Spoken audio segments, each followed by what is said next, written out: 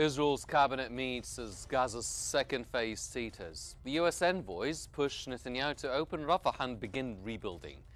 But Israel demands Ran Gvili's bodies first, holding back aid as winter claims lives. Trump's board of peace, led by Kushner and Blair, excludes Palestinians from shaping their own destiny. Most of Gaza in ruins and no local voice in governance. This externally imposed path risks becoming not peace but another dead end. I'm Henny Seif. Time to get in focus.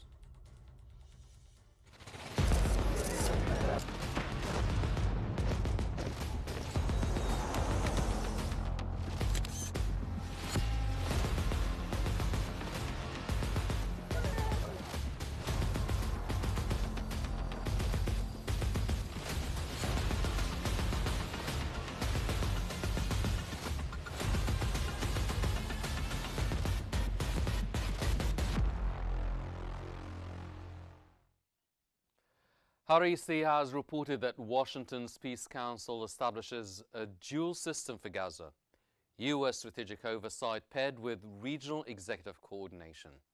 A Palestinian technocratic committee will now manage daily services, prioritizing reconstruction and stability over immediate political sovereignty. This framework risks turning the Palestinian cause into a technical security file. By bypassing traditional national leadership, the plan effectively separates Gaza's administration from the broader struggle for a unified, independent Palestinian state. Palestinian factions now face a strategic crossroad. They must pragmatically accept this interim relief to sustain the population, while ensuring these temporary measures eventually lead back to a genuine political horizon and national unity.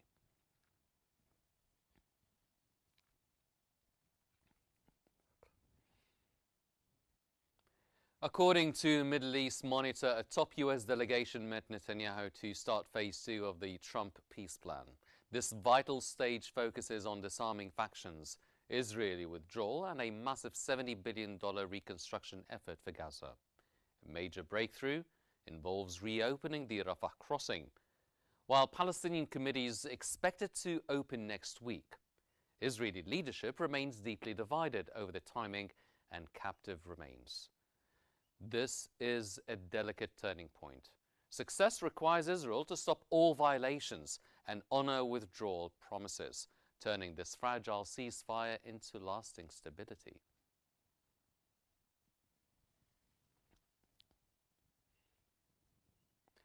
Yedioth Ahronot has highlighted that Netanyahu's cabinet is now a rubber stamp for Washington's vision. By passing fierce internal opposition, the Prime Minister ordered the Rafah crossing to reopen. This decision proves that U.S. strategic pressure is now driving the post-war phase in Gaza. Reopening Rafah helps the new Palestinian committee stabilize civilian life. While the Israeli army maintains presence, the focus shifts towards reconstruction. This move marks a vital transition from a total blockade to regional coordination. Finally, we must ensure these technical steps lead to full Palestinian sovereignty. The goal remains a unified, independent state, preventing Gaza from becoming just a security file.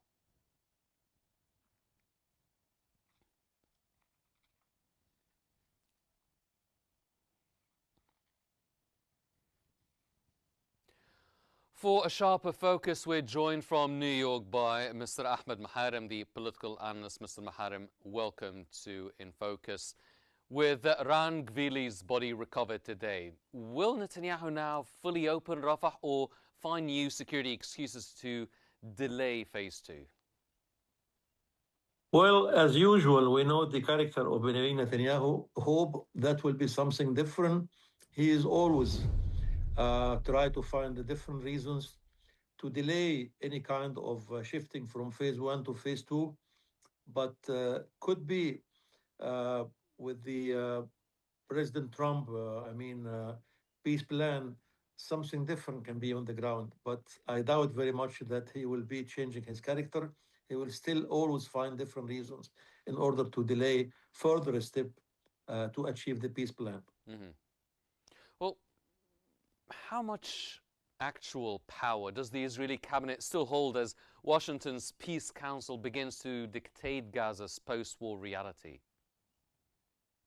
Well, they still have, as usual, their political enforce, but the regime will be changed for a little bit because I think Trump, uh, with the new plan, having I think around 20 countries and more are coming to the peace plan or the uh, the peace council in the area. Something different, hopefully, can be reached the region soon. Mhm. What about the limited opening of the Rafah border crossing for pedestrians? Is it only a humanitarian breakthrough, or do you think it's a calculated continuation of the blockade? Hopefully, it's going to be humanitarian, but it's a calculation, as you said, to open the gate for only pedestrians, the people walking by themselves going out of the country, going out of Gaza. Is it not clear? Are they going to have one-way ticket or they be allowed to come back? This is a very caution market. I don't think it is clear yet, but hope they can be allowed to go. Some of them are in medical need, some of the students. There is so many different humanitarian cases, but I think they have to guarantee officially that they will be able to come back to their land. Mm-hmm. Let's go back to the Board of Peace that is led by Kushner and Blair. Can it deliver some sort of stability when it actually excludes all Palestinian political voices from the table? That's a good question. The Palestinian has to be represented on that kind of round table because with no Palestinians attendee, uh, will make kind of suspicion that the objective will be turning to the benefit of Israel sometime. Mm-hmm. Well, the big question really looms around the shift towards a technocratic rule. Is it a genuine bridge to peace, or do you feel that it's a tactical move that bypasses Palestinian self-determination? Unfortunately, it's tactical move because Palestinians has to be represented possibly in that kind of negotiation. But as usual, Benjamin Netanyahu and his cabinet are trying to gain the time in order not to have the Palestinian the right on the near future. Sir, if technocrats manage Gaza's services but not its sovereignty, who ultimately decides then the fate of a future Palestinian state? Well, the future of the Palestinian state, it's a dream because in so many occasions, Benjamin Netanyahu and his cabinet announced it clearly that there is no future for Palestinian state. And their deal with the matter on the ground, the way they are treating the Palestinians, seems like it is very unlimited hope that the Palestinian state can be restored sometime, unfortunately. Mm-hmm. One of the main concerns in the Strip would be the security situation. Now, how can the regional powers enforce its own red lines on security and displacement when Israel still maintains military presence despite the ceasefire promises? Well, they're occupying more than 50% of the land, and the yellow line, it's an excuse from their point. They have a long-term plan that I don't think they are ready to restore back or to leave the land to the Palestinian. So still very limited. I mean, there is very limited power from the uh, uh, countries on the region to have any influence on the Israeli power on the ground. Well, do you think this international stabilization force will be protecting Palestinian civilians or simply serve as a buffer for the Israeli security? Well, it's hope that they can secure the Palestinian living in the region, but it's very clear that from the Israeli side, they are absolutely 100% guarantee that it's on the benefit of the Israeli, uh, secure right now and in the future. Mm-hmm. And the yellow line buffer zone, does it represent a permanent Israeli annexation of Gaza's borders under the guise of security? That's what it seems. They show that they will never leave that yellow line. And sometime in their statement, they said, we will not withdraw our weapons back. So that means that this is a new geographical line to the Israeli borders in the future, unfortunately. Mm-hmm. Now, the reconstruction plan, it's supposedly worth $70 billion. Does it risk turning Gaza into merely just a managed humanitarian file rather than the political entity and a future two-state solution? Will never be a political, because Israel will not allow, and I think the crew around President Trump since months and years, they show they're interested that Gaza, it could be a Rivera in the future. So politically, we have to forget about it. Is something different, humanitarian, I can say. Mm-hmm. So the current focus on the security files risks burying the long-term goal then of a unified, independent Palestinian state. You've mentioned that it's a dream. It is a dream. I mean, everybody have still the hope, but to achieve the dream, you have to have the power in order to reach the dream. Mm-hmm. So, I mean, looking from a macro lens, are we witnessing a new model for Middle East stability, or the quiet transformation of Gaza into a permanent security zone? I think it's a very crucial question, and I think we can expect both. Some people, they have different opinions, but it's still early, I think, to decide it or to expect what will happen really on the region. Mm-hmm. So then there is no role for the Palestinian Authority to play in the Gaza Strip in light of this Board of Peace and the technocratic committee that would be running the Strip? I meant that there is no green task or clear task was given to the Palestinian Authority. I think they are trying to use very flexible words to give kind of ensure that there is something will happen better to the Palestinians. But on the ground, the fact is too different from that. Mm-hmm. Is it a fatal flaw for the plan's long-term legitimacy then, the exclusion of the Palestinian Authority? I assume so, because it seems like you give someone a big responsibility with no facilities. That means you kill him on the ground. Mm-hmm. So what about Israel now having the remains of the last Israeli detainee? Does it change anything on the ground? Seems like the detained, his place was known. I think the Gaza people have given them a different dimension, geographical. They know exactly. The delay, it's from Benjamin Netanyahu. He was trying to find a different reason to exceed his plan for moving from stage 1 to stage 2. Nothing else will happen very soon, at least. Mr. Ahmed Maharim, the political analyst, thank you very much, sir, for your special insights and your analysis. While Gaza's future hangs in the balance, Lebanon faces its own fragile peace. Daily Israeli strikes continue in the south despite the November ceasefire, killing civilians, poisoning farmland, and deepening ecological scars. With Beirut filing UN complaints and seeking a new international force, this ceasefire exists in name only, raising urgent questions about environmental war and lasting security.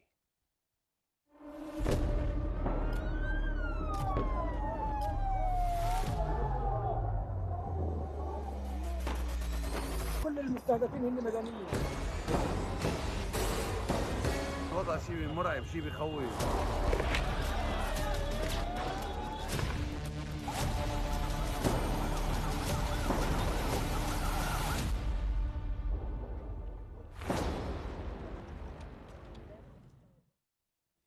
The Cradle has reported that Lebanon has filed a formal UN complaint documenting over 2,000 Israeli ceasefire violations.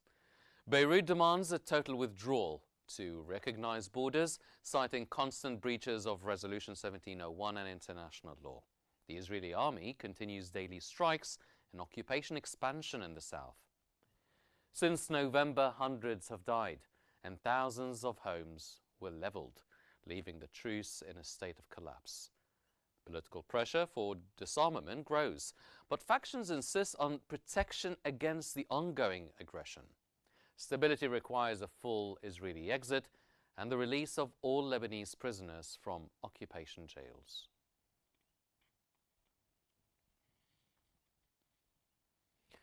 And for a better focus, we're joined from Paris by Mr. Ali Zriqa, the political analyst. Mr. Zriq, welcome to In Focus.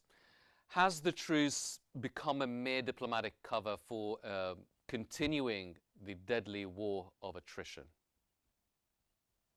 Hello to you. Thank you for the invitation. And in the meantime, I will send my regards to all our people watching us this evening. Yes, this violence is still in south of Lebanon. Yes, the ceasefire never been respected. Yes, we still have this blood leaking on our land in Lebanon. And this is very sad to say it like that. Until now, Israeli army made more than 6,000 violations of this ceasefire. And what really make us sick in that case, that to see that this the big powers like USA and France, they gave to Lebanon the insurance that this ceasefire will be respected following 1701 agreement resolution, and in fact they cannot do nothing with the occupation forces. They cannot even push the army of occupation to stop, not to go out from Lebanon, from these points, from these occupied points, even to stop this violence, unjustified violence, because what they are targeted until now is only civilian, only houses, only camps, only, let's say, trees and backyards for the people, and they are using white phosphor. They are killing the trees, and lands is polluted by what they are using, and clearly they want to kill the life in this area, and they want to push the people to live this land. There is no life here. You cannot continue. The peace is not sustainable. You cannot develop even a small project to build your house again, or to prepare your house after this after these civil violation. This is unbelievable how the international law is not respected in this world, and how they are pushing Lebanon to respect all conditions. Meanwhile, the Israeli side didn't respect anything, and they are continuing killing, bombing, making a lot of violation, and treating people from the south until the north of Lebanon without anyone can stop them. This is very disappointing. For me, we are giving to the world, until world, that this international law disappeared. There are no more laws. What is going on? Yeah, you've mentioned the targeting of olive groves and the water resources. Does that cross into environmental warfare? Will Israel be held accountable for that? I mean, the deliberate burning of orchids and white phosphorus, as you've mentioned, use a signal does it use? Does it signal a shift towards ecocide as a permanent military strategy now used by Israel in Lebanon? This is clear that Israeli army and the occupation forces, they are making fire from all kind of foods. Because this is a war, so we can use all means, all tools, all weapons. Even if it's water, I can cut the water for you. That's what they made against Palestinians. We saw it. They bombed schools, they bombed hospitals, churches, mosques, whatever. They didn't stop. They don't have any shame to stop bombing civilian or other thing as let's say a military let's say building and whatever. They are bombing all.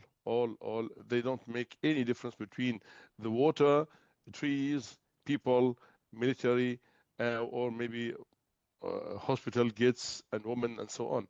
There's no limit for them. This is the war. They are continuing the war by another means, and they are targeting this on purpose. Okay, and they don't want to stop so far, because for them, they want. Lebanon is weak in this moment. Okay, the resistance of Hezbollah is weak in this moment than before, so they want to take the maximum they can do in this moment, because they don't know what is tomorrow will bring to them. Maybe we'll have something will disturb their program. Today they have a program is to empty south of Lebanon for this moment, because they announced that on several times. They told us, okay, big Israel is from Egypt to Turkey, from the sea to Iraq to Saudi and so on. They don't hide that. They are telling this to all people. You can listen to Smotrich, to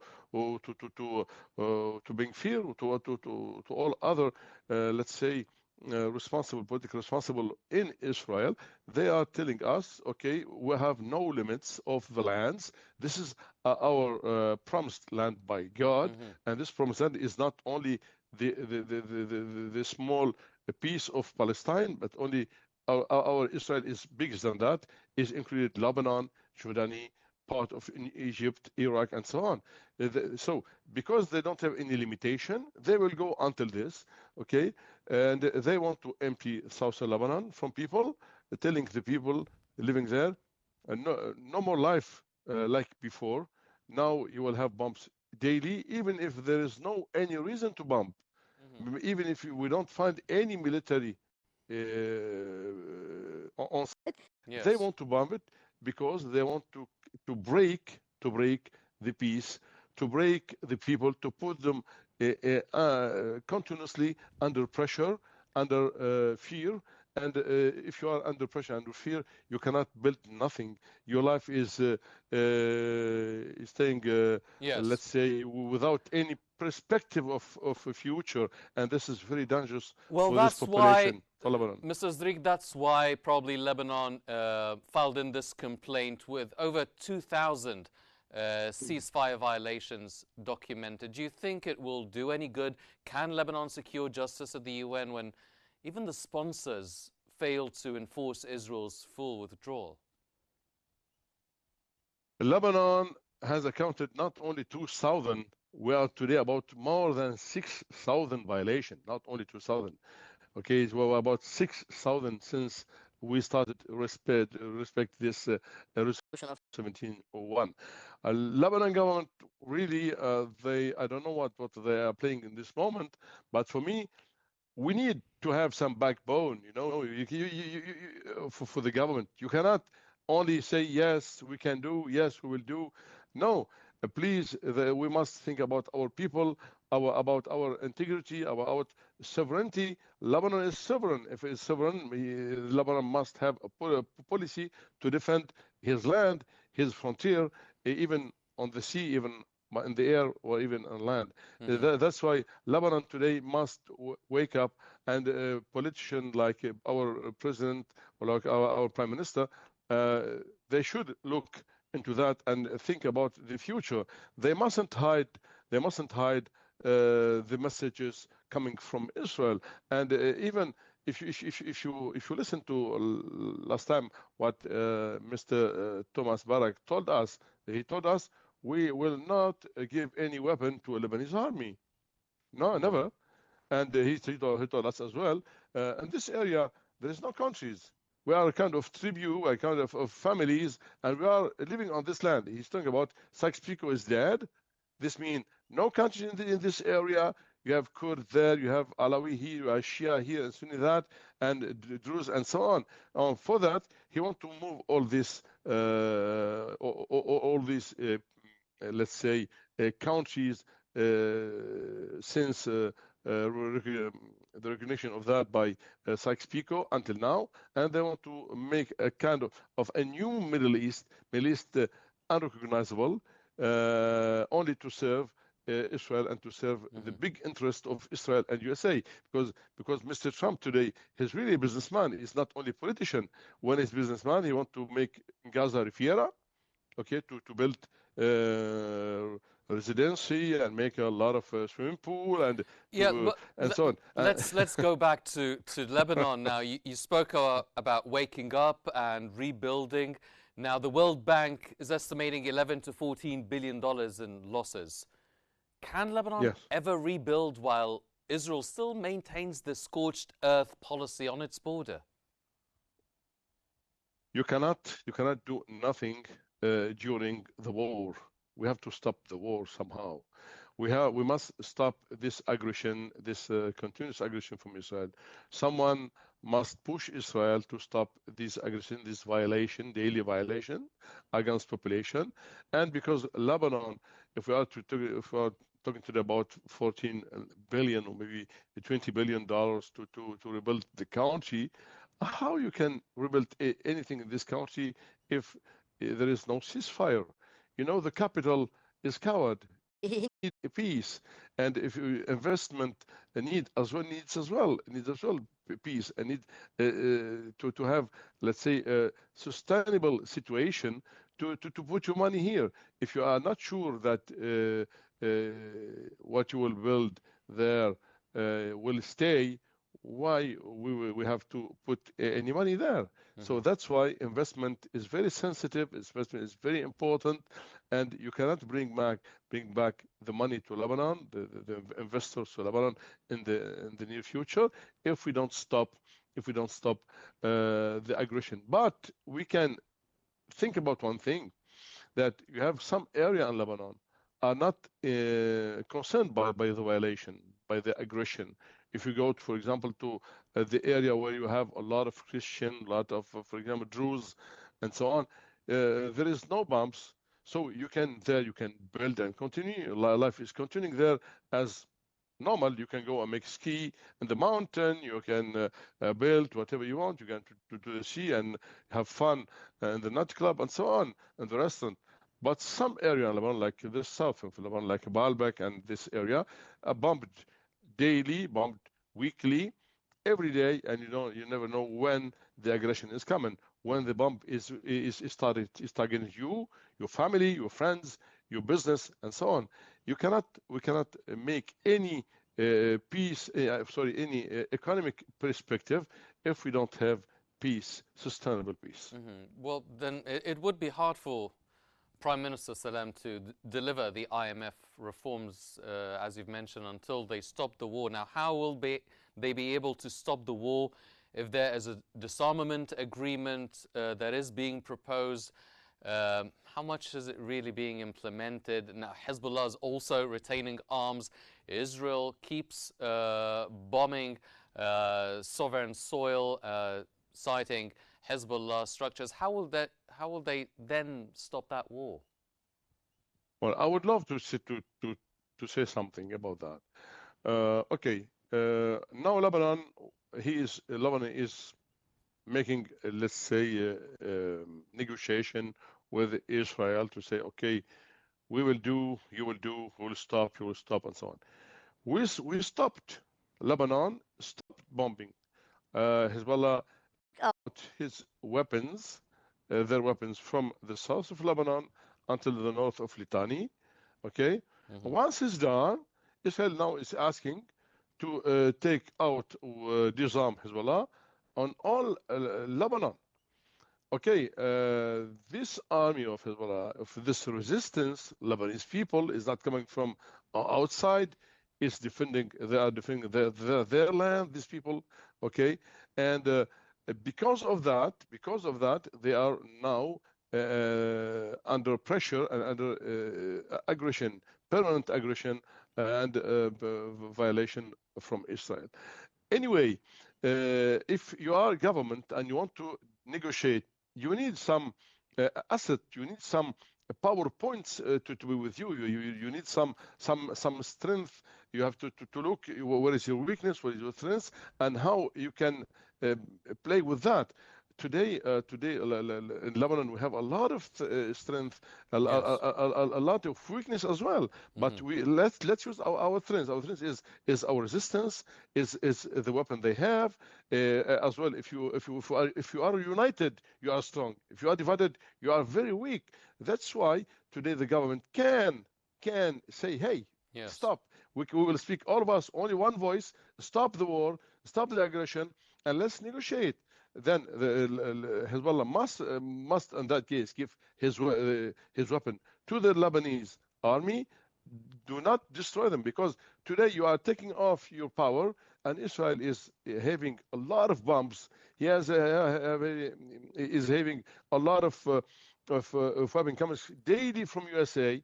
They have a big plane. You have big bombs like GBU is more than 1,000 kilo, and is too much weapon against a small country like Lebanon without a lot of weapon. So please, let's go back and to make analysis like strategic people, and to understand you cannot face this violence with a pen. It's impossible. It's impossible. The history is learning us that.